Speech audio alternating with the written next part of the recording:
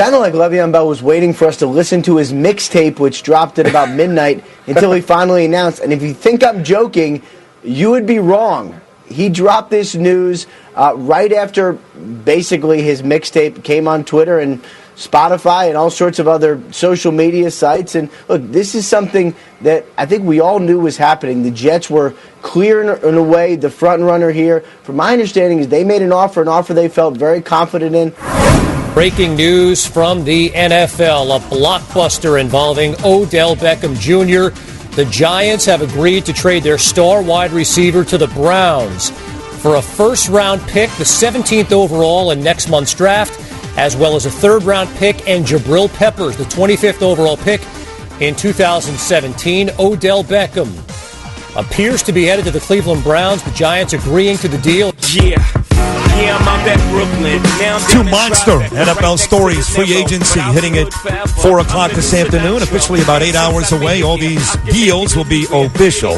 Le'Veon Bell, you think about it, sat out last season with the Pittsburgh Steelers, and he lost out here. He did not make enough money with the Jets to make up for what he lost last year with Pittsburgh. And quite frankly, I heard a report that his agent was trying to drum up interest just yesterday. So he did not get a ton of money.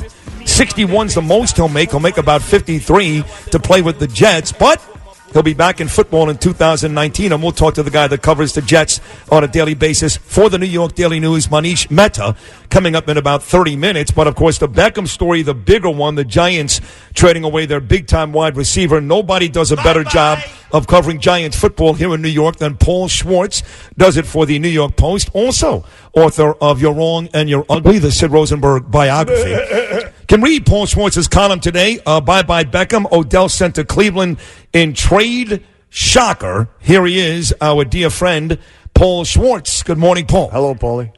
Guys, how you doing? It's amazing, isn't it? On a day when the Jets land Le'Veon Bell, it is clearly the second story in football in New York. That shows how big Odell is. Yeah, no question. No, it's not even close. You're right. And that is a huge story for the Jets. But let's get to Odell. Look, the Bell thing, the Jets were rumored to be signing him. This was a complete shock. That's part of the reason why. And Beckham plays for the more important team in New York, the Giants. But let's get right to it. We had Bob Papa on about an hour and a half ago, the voice of the Giants on WFAN.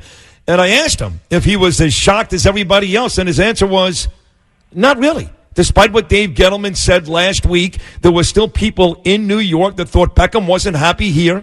The Giants really weren't happy with Beckham, and that this was always a possibility. I didn't get that sense from reading your column in the New York Post this morning.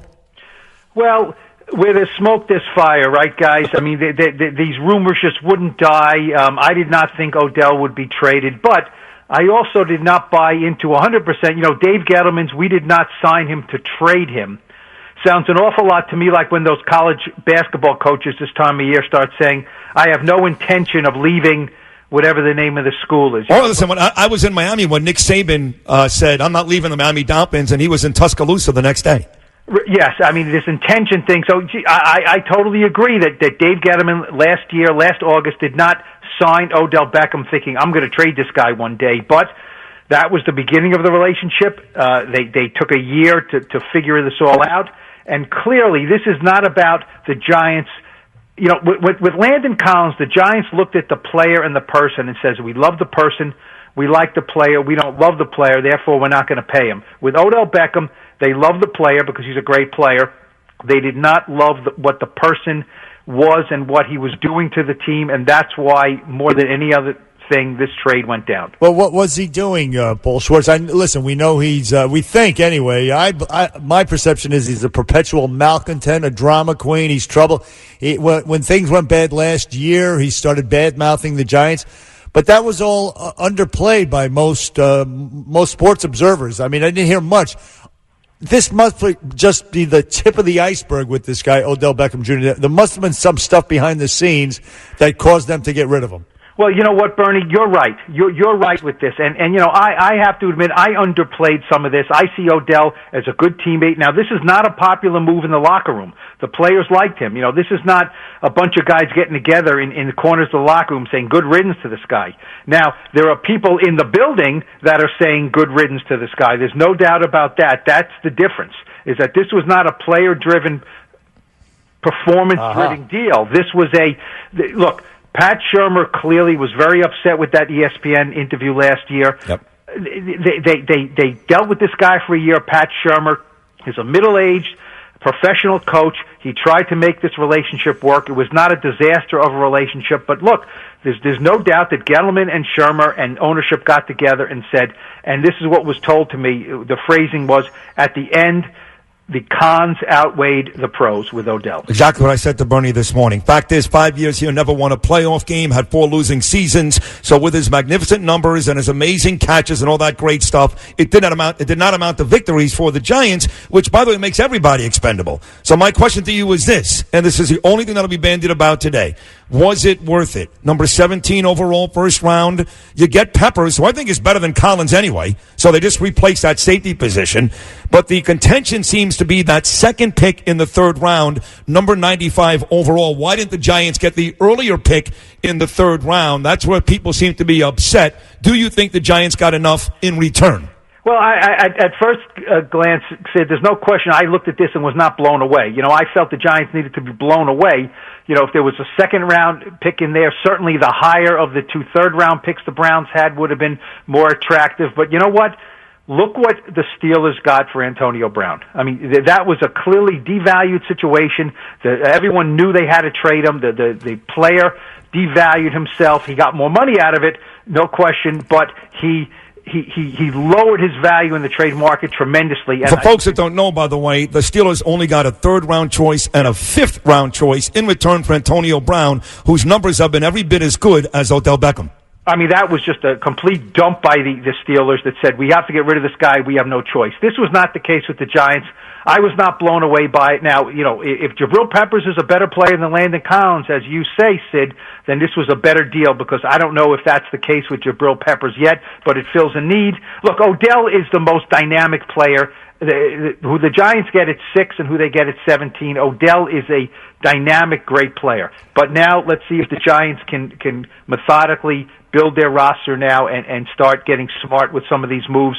And they move on from Odell, who was, no question, a complete lightning rod in the organization, and they didn't want to light that lightning rod anymore.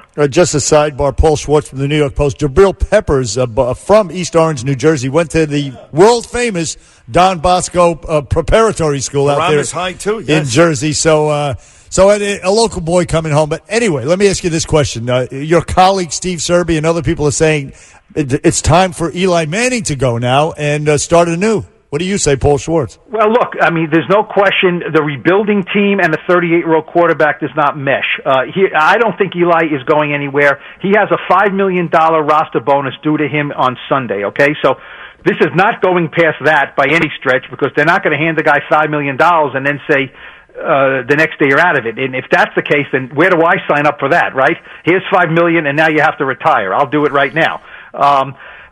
Here's what I think. I think the Giants now, with getting rid of Odell and clearly in a different mode, they need to get that quarterback of the future now. They can't wait. Right. And so whether it's Dwayne Haskins, whether they trade for Josh Rosen, which I think is a very attractive option, they need to do that now. And with that, I believe Eli will be on this team. He will ride out his last year, and then they will but they can't come back with Eli Manning and Alex Tanney and Kyle Oleta and just say we have the same 3 quarterbacks. Here we go again. They're not going to do. I mean, it's easy. It's easy for Serbia to say that. I mean, there's no market for Eli. Bottom line, we talked about Jacksonville last year. They just gave Nick Foles $88 million. I know he had a good statistical season last year, Eli, but there's no market for 38-year-old quarterbacks. So when Serbia says you got to get rid of Eli, who wants him?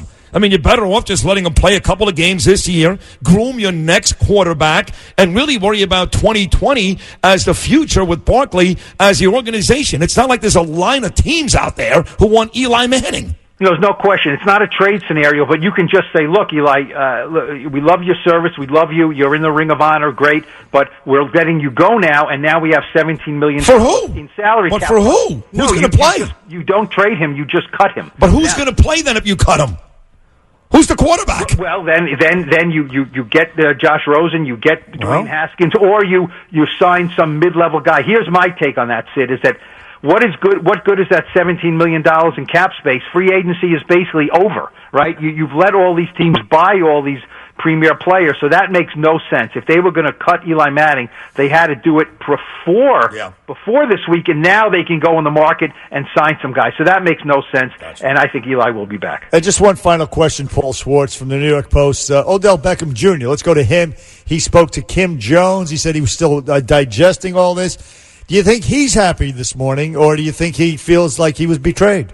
Well, put it this way, Bernie. Odell Beckham trains and lives most of the off season in Los Angeles, not in Cleveland. Okay, so he wanted to go to the Rams. Yeah, so he's not going to the West Coast. But look, when the dust settles, the Browns are the hot new team in the NFL. They have Baker Mayfield. They have his buddy Jarvis Landry. They got a load of talent on that team. They're a better, more up and coming team than the Giants. So, we'll see if he can find happiness in Cleveland, but that's a darn good team he just joined. A much better place for him. Plus, his wide receiver coach in college and with the Giants, Adam Henry, is there. And again, as I explained to Bernie, he was a star in New York, but he had to share it with guys like Aaron Judge and 30 other guys. He goes to Cleveland. LeBron's gone. He is now the star of Cleveland sports. He's the man. So I think when he thinks about it, he'll be very happy to be a Cleveland Brown. Anyway, as always, great stuff. Paul Schwartz, your column today is terrific. Odell sent to Cleveland in trade. Shocker.